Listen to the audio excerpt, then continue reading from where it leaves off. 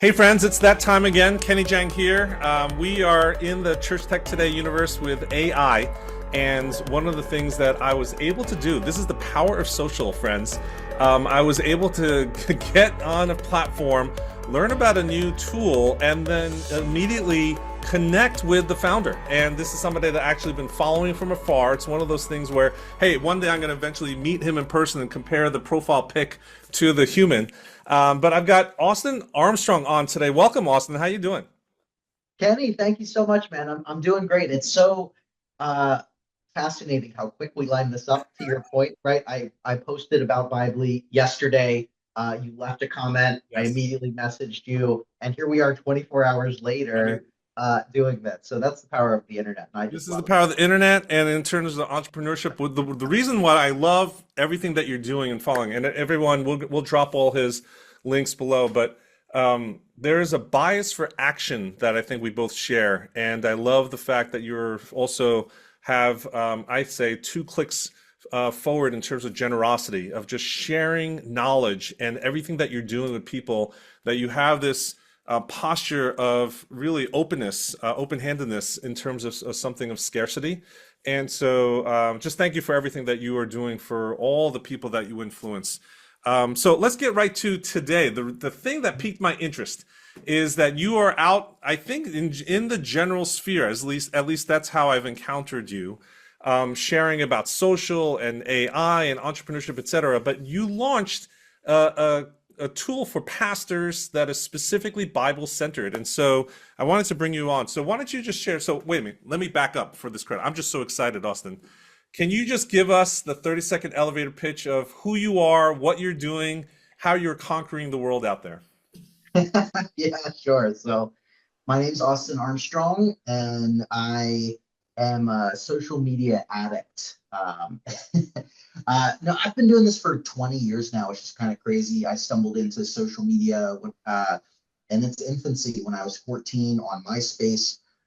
Jumped in immediately, started growing large followings, and figured out how to monetize on MySpace at 14, 15, 16 years old.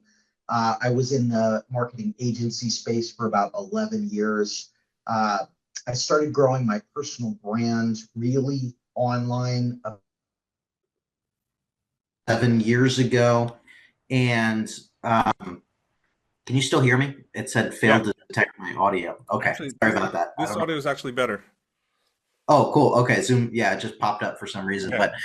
Um, yeah, so I started growing my personal brand about six and a half, 7 years ago now. Really, initially uh, blew up on TikTok, adopted that to other platforms, got fascinated in the AI space a little over 3 years ago now. I launched my first AI tool a little bit longer than 2 years ago called Syllabi, which lets you create, schedule, publish, and automate videos to social media. And I had gotten to a point where I uh, was able to be a successful affiliate marketer for a lot of different AI and software tools, and had the idea, well, if I'm so successful with affiliate marketing, why not create the tools myself Yeah. and own them and see what happens that way? And so now I've become kind of a serial entrepreneur, and I build micro SaaS tools outside of Syllabi as well to just sort of help people. That's what it's all about. We create tools where, yes, we're testing different markets and testing different ideas, but entrepreneurship is really about problem solving, seeing a need for something, and jumping in and trying to help people. And so that's kind of the last 20 years. I love it. I love it. So, by the way, you guys have to check out Syllabi. It's syllabi.io, a great tool to check out. But we're not here to talk about that today. We're here to talk about another one. Why don't you share with us the Bible tool that you actually have launched at this point? Yeah, yeah. It's can I share my screen? Yes, absolutely. Perfect. Okay. Yeah, so this tool is called Bibley.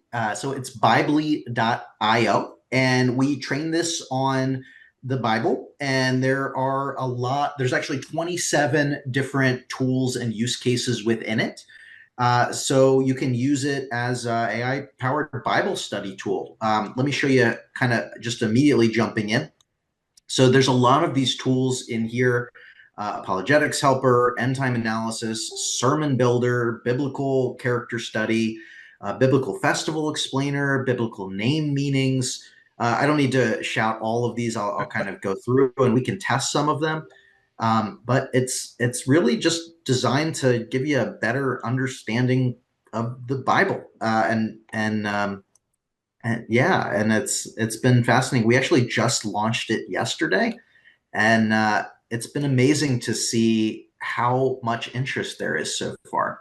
Absolutely. Now, in this space, I think the AI front is just beginning to get the exposure it probably deserves in front of pastors and church staff. And if you've been following along our channel and all the things that we're doing in AI for church leaders, there's tons of new developments coming out.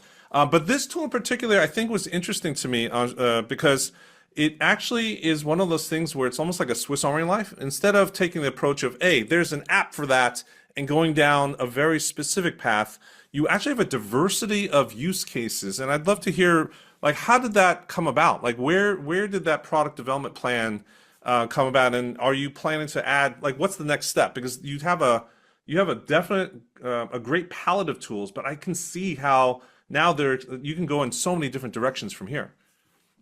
Yeah, so the original idea came from we actually built this infrastructure out for an entirely different idea around relationship coaching. Mm. So we partnered with an influencer about a year ago to create a tool called Pocket Communication Coach.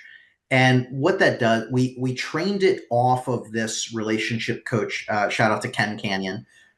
His expertise, he's been a relationship coach for like 20 plus years, absolutely brilliant guy. And so we created all of these different tools of how to talk to your spouse, how to solve workplace problems, talk to coworkers, how do I communicate better based on how he would answer that. And so it's like having a relationship coach in your pocket. And so once we have the infrastructure in place, we could kind of replicate it for different industries and plug and play. So that's really where the original idea came from is, okay, well, I know a lot of people in the church space. I come from a Christian background myself. I was raised Christian and grew up that way my whole life. And I know a whole lot of people that are in this space, and I've been connected with a lot of faith-based content creators and people trying to bring AI and content creation into the church and bridge that gap between religion and social media and AI. And I thought it was a really cool opportunity to bridge that gap and create a really cool tool that helps a lot of people, hopefully. And so where we're going with it too, it's really just based on where our users go. I mean, that's one of the things, or what our users are interested in. That's one of the things that's really carried Syllabi so far is I have always been a build in public type of guy. You know, you mentioned my transparency, and that's what this is all about. I'm not a greedy person. I just want to help people. And so, you know, it's going to depend on what the interests are. We always have that dialogue. If there's a feature that you want, let us know. We'll probably make it happen. There's a lot we can do with synergies of like video creation. So we could create videos on different sermons or allow you to connect your social media accounts to it and publish some of these things out there. There's a lot of different directions that we can go. But it really, I'm just interested to see how people use it and what people would like to see out of it. I love it. And I'll just call this out. Pastors are always looking for affordable tools. And you've chosen a business model that I think is affordable to every single person listening in today. That I think the premium plan is as low as $4.99 a month, right? It's not expensive. It's something that is within reach of everybody out there. Yeah, $5 a month, or you can purchase an entire year for $41.99 and save 30%, which gives you, and everything's unlimited access as well. We're not nickel and diming you. Just have fun with it, use it. Now, what about, let me ask you, what about the use cases? Is this mostly for a pastor, or is this for a Bible study leader, or is it for a congregation member? I think honestly, it's for anyone that wants to get the most out of the Bible. And so maybe we can dive in and kind of do like a little demo Yeah, of some of the absolutely. tools, if that would be helpful for the audience. So let's go with the sermon builder first. So every tool on here has a little example of how it works and some example queries. And so, Kenny, why don't you give me a topic of a sermon focus? What about friendships? Like how do you develop deep, meaningful friendships? I think that's one of the things that this generations in front of us are so lonely and isolated. They've forgotten the art of friendships. I love that. Okay. So this is going to immediately start to outline the structure of the sermon for you. And you can, of course, customize it. Now, forgive my computer here. I have a million tabs open, so it'll catch up in just a second here. One sec. And so what I love about your tool though is just so clean. The UI, UX, the user experience has just been simplified, I guess, so it's Thank not you. cluttered.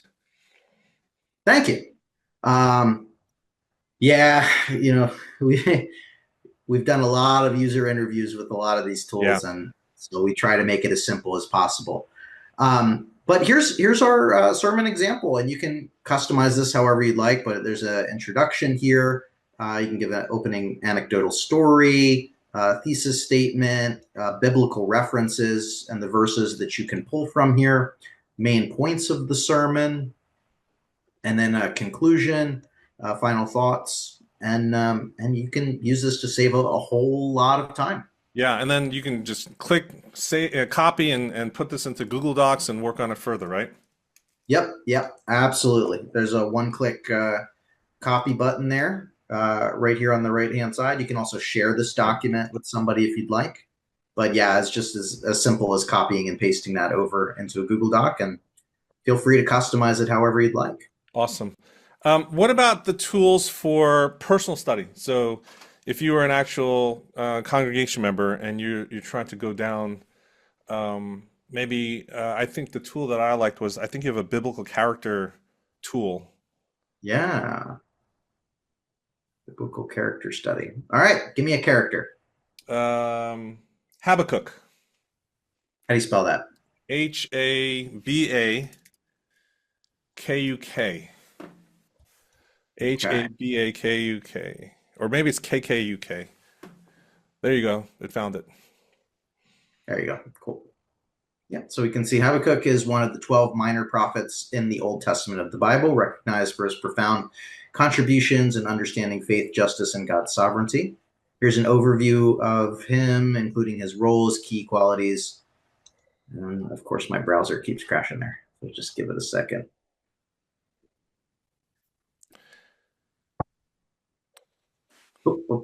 There we go. So we can see his role in biblical events here. We can see key qualities about him, significant life events as documented, spiritual lessons, key verses that he's mentioned, and contributions. Now, I will also say this is AI generated, and so always do some fact checking along that as well, just in case there's potential inaccuracies. It's very good, but there could be some things that are slightly skewed. So always keep that in mind with AI. And is this mobile friendly? If I'm on the go, if I'm in a cafe or even church or Bible study group, how does this play on a mobile device? Yeah, absolutely. It's completely mobile friendly. It's in browser. You actually just gave me a great idea. We might turn this into an app, so you could just use it as a downloadable app rather than in the web browser. I love it. Um, so if someone is actually looking at all these tools here, um, where would you suggest that people start? Like, what's the first place to start? Because I think there's so many goodies in here. Some are obviously, I think, have the sweet spot of utilizing AI. Any suggestions? Well, I think it depends on how you want to use it, and what your purpose are for. You can look your name up in here. That's a fun little way to get started. So if we do, John, we'll find a bunch of references of the name John. I love that. Yeah, so you can research, if you have a biblical name, you can research that in here. I could see families doing that with their kids. Absolutely. Absolutely. I love So you it. can see information there. Um, yeah, I mean, Psalm study guide, moral guidance. You can use it for prayer assistance, prayer request helper. Oh, can we try the memory verse? That was something that we saw that was interesting. I don't think other tools have gotten to this section yet. Mhm. So why don't we just start with the standard, John 3:16.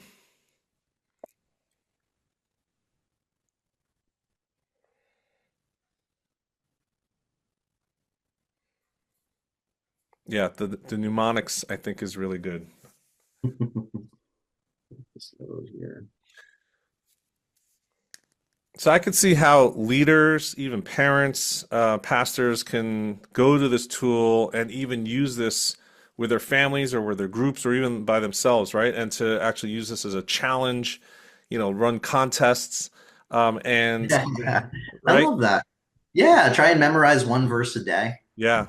You could text these out, right? Copy paste and text it out, and just to make sure that everyone has that stays on track all week. So many different ways to use Absolutely. this. That's actually a great one too. So the now that you bring that up, I've been a part of some sort of daily devotional Yeah. text threads before too. Yeah. So I know some people do that. So if you want to start your day with something, you could type a topic in here and have that sent in your text group or WhatsApp group or whatnot.